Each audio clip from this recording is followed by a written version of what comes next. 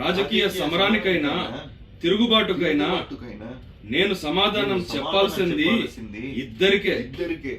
నాకు జన్మతో పాటు ఒక ఆశయాన్ని ఇచ్చిన మా నాయన్ను నమ్మి 30 ఏళ్లుగా ఓటమి తెలియని నాయకునిగా గెలిపించి గుండెల్లో పెట్టుకున్న మీకు మా నాయన చావు వార్త విని ప్రాణాలు కోల్పోయిన వాళ్ళ కుటుంబాలను పరామర్శించడానికి ఓదార్పు యాత్ర చేస్తానంటే హైకమాండ్ పర్మిషన్ తీసుకోమంటున్నారు. అడిగితే ఆపేమంటున్నారు. మాట తప్పడు మడమ తిప్పడు అని మా నాయనకి ఒక పేరుంది.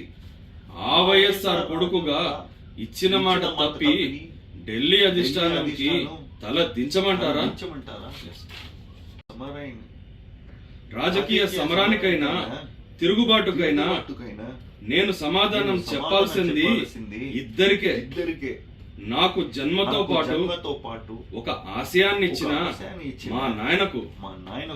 మా నాయన్ను నమ్మి 30 ఏళ్లుగా ఓటమి తెలియని నాయకునిగా గెలిపించి గుండెల్లో పెట్టుకున్న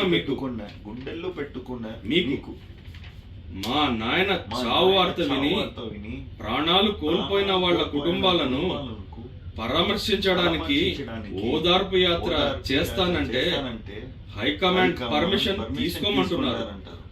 అడిగితే ఆపేమంటున్నారు. మాట తప్పడు మడమ తిప్పడు అని మా నాయనకి ఒక పేరుంది. ఆ వైఎస్ఆర్ కొడుకుగా ఇచ్చిన మాట తప్పి ఢిల్లీ అధిష్టానానికి తల దించమంటారా?